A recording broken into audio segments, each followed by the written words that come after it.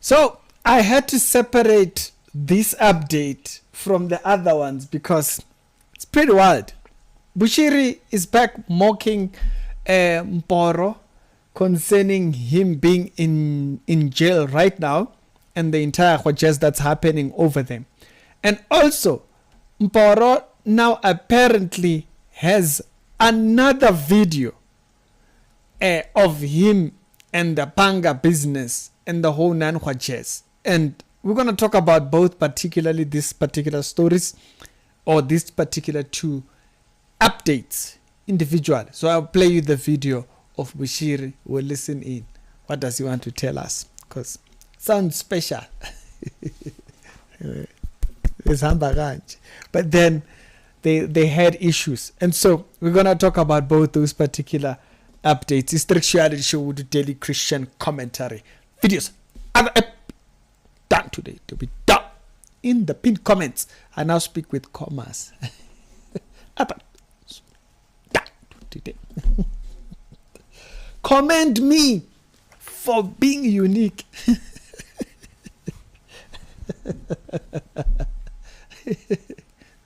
I speak with commas. Do you know anyone who speaks with commas? I'm the first one. So the first brotherhood to speak in commas, so to say. So the video of Mboro with his entire Panga business, or the second video of what looks like Mboro with his entire Panga business. It's a very telling video because you can see him arguing with the police. The Panga now is down there. On the other one, later on, you do kind of see him kind of going to and fro with the police over there and stuff like that. Now, the video, I will have it over on the TikTok. So go to the TikTok account. You see Church Reality Essay, and you can actually, it'll be just one of the videos right in thinking. If you actually just scroll a little bit, there it is right there. I'm not going to play it because the things that's happening there on the algorithm, they might not look friendly. Okay? And so he has an entire fight and stuff like that. But then what this kind of brings back is that Mboro had become very comfortable doing wrong before the whole country, whether it be before the law enforcement or whatnot. For some reason, like if you did some of the things that he's doing, you'd be shot or you'd be in the grave already, or you'd be arrested, one or either, because it might be seen as obstruction. But just go check the video. I thought it does kind of bring back that thing that he's been a minister for 30 years. You sure? And there's no ounce of maturity, spiritual maturity in him. Yeah, this exposes no maturity in a person when you see things like that. But I'm going to skip that, and then we're going to go, because we don't have time. But anybody got time for that? Anybody got time for that? So you can go check that video on the TikTok account. It's Church Reality Essay on TikTok. Now, let's go over to the video of Papa Bush telling us a story of, or kind of like going through this mocking thing of Bush, Mboro and him that happened and whatnot, and how it all started, basically. Plan the people. Put people together. Then let's open a case against Bushiri. Let's put him. And the man came to my house. Can you imagine the audacity? I was in South Africa. The man came to my house to challenge me at my house.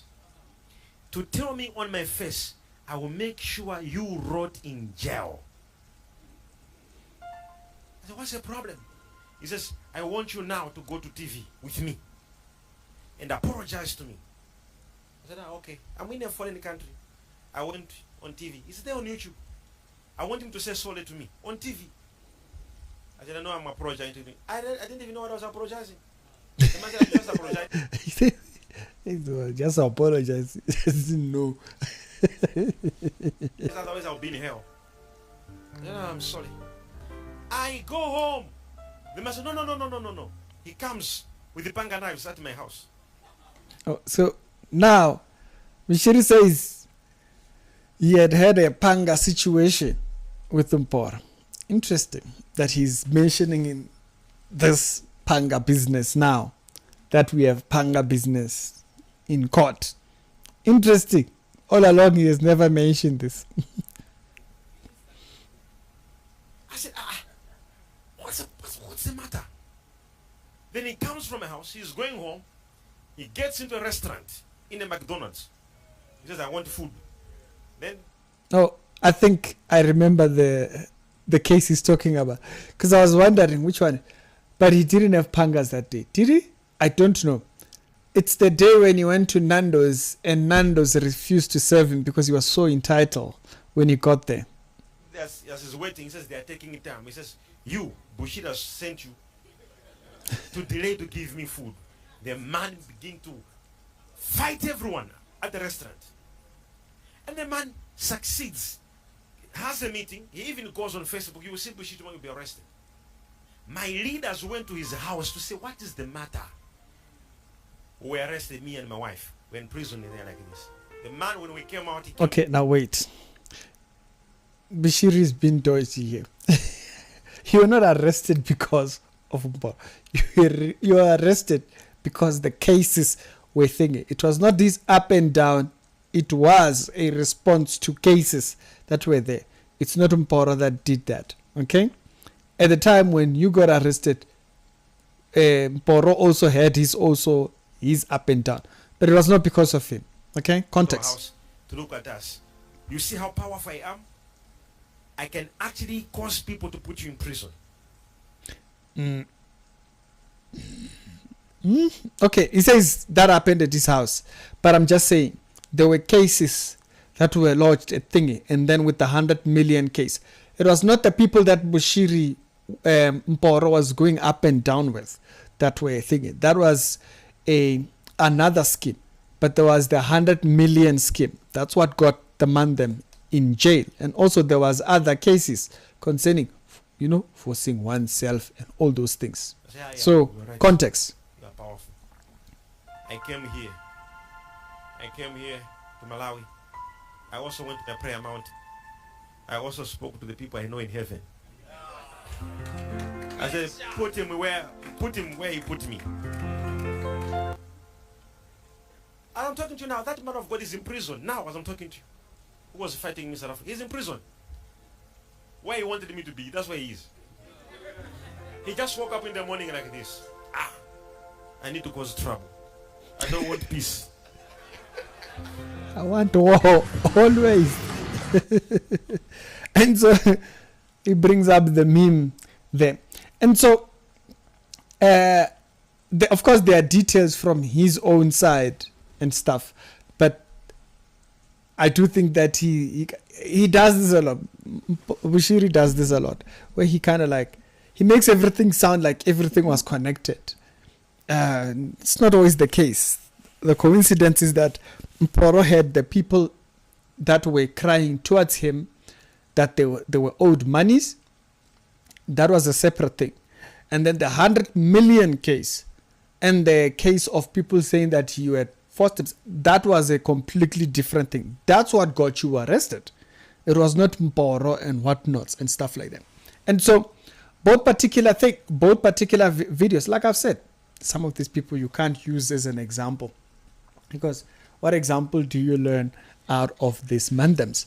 But Mboro shows his state of action was not new.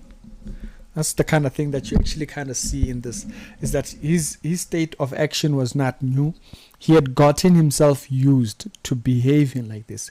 That's why if you see the way he's behaving in front of the police there, you can see he had gotten used to this behavior. I've one concerning this thing of getting too close to law enforcement to a point where you lose sight of the authority of the uniform, And so I think that's what happened with him. He got too comfortable around them. Maybe he had too many friends or whatever it is and whatnot. And so it completely twisted up how he sees the law enforcement. And so now that's why he behaved the way he did, to a point where he felt like this would just go away. He just didn't realize how big this thing would get. And also in Bushiri's thing, I've said this before, it's not the first time I'm saying it. Bushiri constantly does use stories in a very confusing way. It makes things, it relates things that are not related. And so at the end, you're like, was that related? Was that not related? And whatnot. Because you just don't know.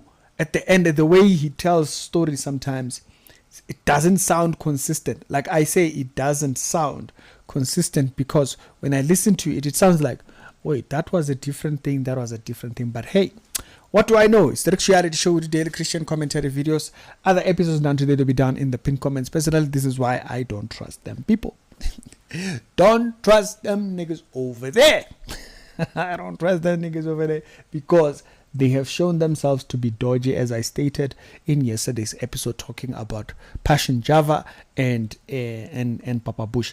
I don't trust these people because they have shown themselves consistent against the scriptures. But y'all tell me what you think. For me, this kind of shows you what we were saying before. His behavior before the law enforcement or before the country, it's because he has gotten too comfortable in the system. And also Papa Bush over this entire story, it also just shows also he himself is pretty much the same with how he completely conflates things, and he makes things, sometimes things that are not even related, he relates them. And so you wonder, does he really care about the justice aspect of the things that he's talking about, or does he not? Clear, he doesn't seem to. Personal, that's what I see. Personal, I'm not saying from a law's perspective. From my perspective, when I see what he does, I don't think he actually cares for what right is or what wrong would be. But both those episodes will be down. Those particular episodes, post them full videos on the TikTok account, but also that particular video that Mboro's entire thing is at, or the account that actually posted it, it will be down on the TikTok, on the Twitter account, not TikTok, on the Twitter account. So go check it out over there. Y'all have a good one, and I'll see you on the next episode. Other episodes down today, down over there.